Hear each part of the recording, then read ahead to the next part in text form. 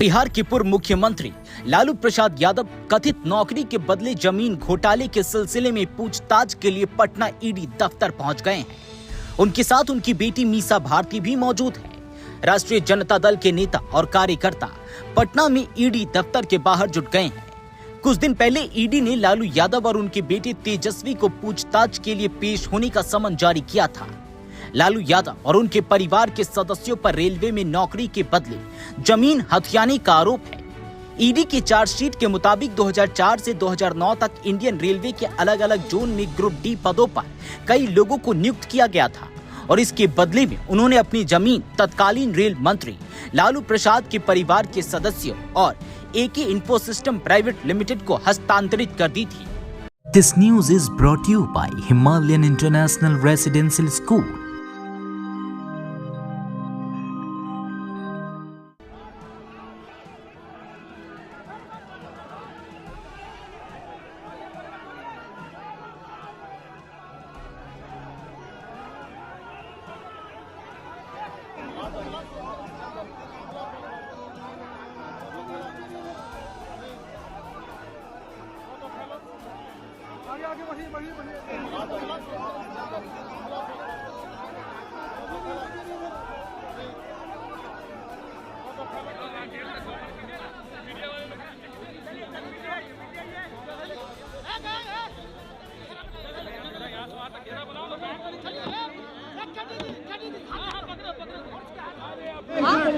आप लोगों ने कहा कि ईडी का नहीं बीजेपी का संबंध थोड़ा हटाइए।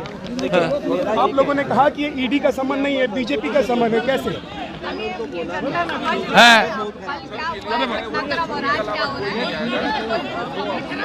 मीसा जी, दिल्ली पुलिस भी बुलाया गया था, इसके पहले संबंधी गई थी, पूछताछ के लिए बुलाया गया था। राजनीतिक लोग सब के ऊपर यही आरोप है, नहीं आरोप नहीं है। तो हम कह रहे थे, एक रिक्वेस्ट कर रहे थे कि जो भी अफसर है कोई 2 मिनट यहीं गेट पे खड़े खड़े बात कर ले। वो अफसर भी आने को तैयार नहीं है क्योंकि बेचारे को सस्पेंड कर देंगे, उसकी नौकरी चली जाएगी। हम नहीं चाहते किसी गरीब को बिना मतलब हमारी वजह से उसका खाना पीना। देखिए, ये तो प्रक्रिया है और कोई नई बात नहीं है। राज्य और देश की जनता भी इस बात को महसूस कर रही है कि जब जब चुनाव आती है तो इनका ईडी काफ़ी सक्रिय हो जाता है। तो इस पर हम लोगों को कुछ विशेष कहने की ज़रूरत नहीं है।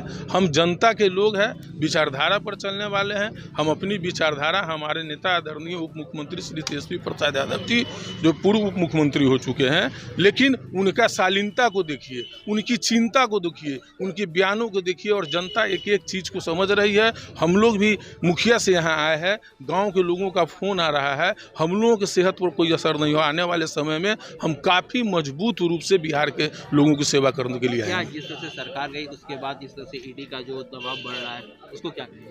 तो स्वाभाविक बात है, हम तो बोल ही दिए हैं कि जब जब चुनाव आती है तब तक ये लोग सक्रिय हो जाते हैं।